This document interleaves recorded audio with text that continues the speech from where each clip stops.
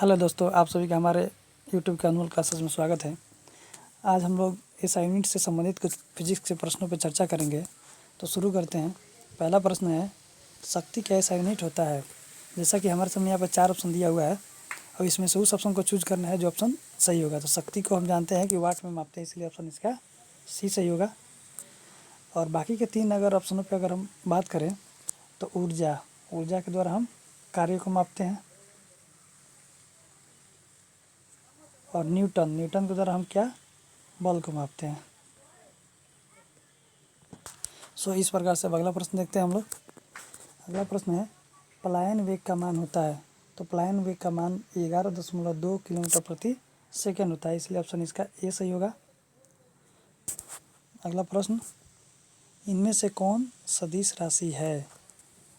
तो इन 4 ऑप्शनों को ध्यान से देखते हैं। तो इसमें से सदिश राशि जो है वो है बल, इसलिए ऑप्शन डी सही होगा। और यहाँ पे एक ट्रिक की अगर बात करें ट्रिक का, तो वे सारी भौतिक राशियाँ जिनमें वह दिखे वो सब सदिश राशि होती हैं। और अपवाद में कुछ होती हैं, जैसे कि विद्युत धारा है, इसमें भी यहाँ वह है पर ये एक अदिश राशि है। दाब में भी यहाँ देखें तो वह है पर ये एक अदिश राशि है। बाकी के सब जितने में वह दिखेंगे वो सब सदिश राशियाँ होती हैं, इसलिए इसमें से इसका आंसर डी सही होगा। अगला प्रश्न देखते हैं, इनमें से कौन अदिश राशि है। तो इसमें अदिश राशि को पहचानना है। तो हम जानते हैं बल सदिश राशि है, त्वरण सदिश राशि है, संवेग सदिश राशि है। अभी हम लोग ऊपर चर्चा किए कि दाब एक अदिश राशि है, इसलिए ऑप्शन इसका डी सही होगा। अगला प्रश्न, 5वां प्रश्न दिया हुआ है, लंबाई का मूल मात्रक होता है। तो हम जानते हैं कि लंबाई को मीटर में मापते हैं, इसलिए ऑप्शन इसका ए सही होगा। अब बाकी के यहाँ पे 3 ऑप्शनों के बारे में अगर बात करें तो सेकेंड जो होता है वह समय को मापता है, टाइम को। दाब जो है, दाब को मापने के लिए हम पास्कल का यूज करते हैं, पास्कल द्वारा दाब को मापा जाता है। बल को न्यूटन में मापते हैं। अगला प्रश्न देखते हैं, द्रव्यमान का मूल मात्रक होता है। तो द्रव्यमान को हम लोग केजी में मापते हैं, अर्थात किलोग्राम, इसलिए ऑप्शन इसका ये सही होगा। अगला प्रश्न देखते हैं हम, ताप का मूल मात्रक होता है।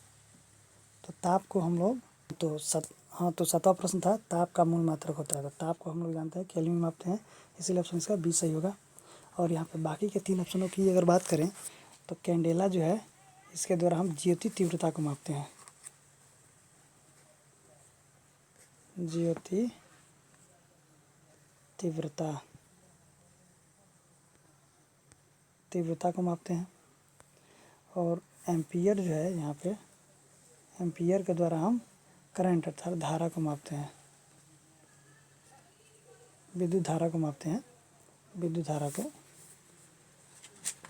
एम्पियर में। और यहाँ पे ओम की अगर बात करें ओम, तो ओम के द्वारा हम प्रतिरोध को मापते हैं, प्रतिरोध को मापते हैं। अगला प्रश्न देखते हैं अब हम। 8वां प्रश्न दिया हुआ है कि ज्योति तीव्रता का मूल मात्रक होता है। अभी हम लोगों ने बात किया कि ज्योति तीव्रता को कैंडेला द्वारा मापते हैं, इसलिए ऑप्शन इसका डी सही होगा। अब यहाँ पे बाकी के फिर 3 ऑप्शनों की अगर बात करें तो केल्विन जो है, यहाँ पे केल्विन द्वारा क्या मापते हैं बाबू, तो ताप को मापते हैं।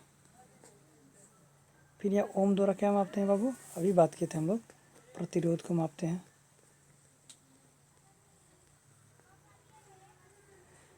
अगर बात करें यहाँ पे मोल के द्वारा किसको मापते हैं, तो मोल जो है वो है पदार्थ की मात्रा को मापता है, पदार्थ की मात्रा को मोल द्वारा मापते हैं। अगला प्रश्न देखते हैं,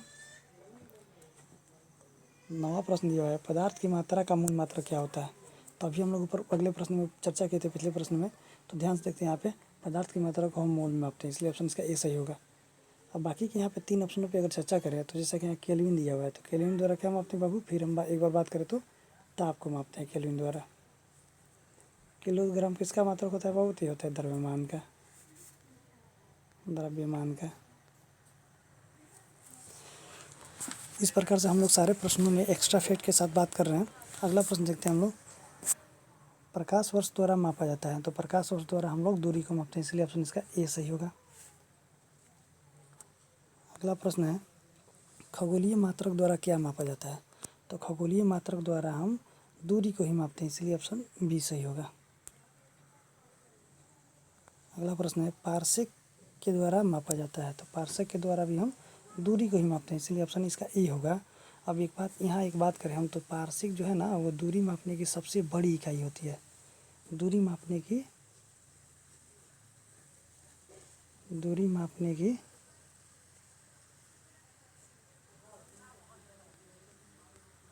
बड़ी इकाई है ये, बड़ी इकाई। अब यहाँ पे एक एक्स्ट्रा फैक्ट और बात कर लें हम, तो होता ये है कि एक पारसेक बराबर होता है 3.26 प्रकाश वर्ष, प्रकाश वर्ष। अब यहाँ बात करें हम लोग कि एक प्रकाश वर्ष बराबर क्या होता है, तो एक प्रकाश वर्ष बराबर होता है 9.46 इंटू 10⁻15 मीटर। अब अगला प्रश्न देखते हैं हम लोग। अगला प्रश्न ये है कि प्रकाश की तरंग दैर्घ्य किस में मापा जाता है? तो प्रकाश की तरंग दैर्घ्य को हम लोग एंगस्ट्रॉन में मापते हैं, इसलिए इसका ऑप्शन ए सही होगा। और अगला प्रश्न अब देखते हैं हम, ध्वनि की तीव्रता को मापते हैं, तो ध्वनि की तीव्रता को हम डेसिबल में मापते हैं, इसलिए इसका ऑप्शन सी सही होगा। अगला प्रश्न है समुद्री दूरी किस में मापी जाती है? तो समुद्री दूरी को हम लोग नॉटिकल मीन में मापते हैं, इसलिए ऑप्शन बी सही होगा। अगला प्रश्न देखते हैं लेंस की क्षमता को मापते हैं, तो लेंस की क्षमता को हम डायोप्टर में मापते हैं, इसलिए ऑप्शन इसका ए सही होगा। और बाकी के यहाँ पे 3 ऑप्शनों की अगर बात करें हम, तो यहाँ पे पास्कल जो दिया हुआ है इसके द्वारा हम दाब को मापते हैं, दाब को। हर्ट्ज दिया हुआ है, इसके द्वारा हम आवृत्ति को मापते हैं, और एम्पियर आपको पता है कि विद्युत धारा को मापते हैं। अगला प्रश्न देखते हैं विद्युत धारा मापा जाता है, तो विद्युत धारा को किस में मापते हैं बाबू? एम्पियर मापते हैं, इसलिए ऑप्शन इसका ए सही होगा। अगला प्रश्न देखते हैं ज्योति फ्लक्स का मात्रक होता है, तो ज्योति फ्लक्स को किस में मापते हैं?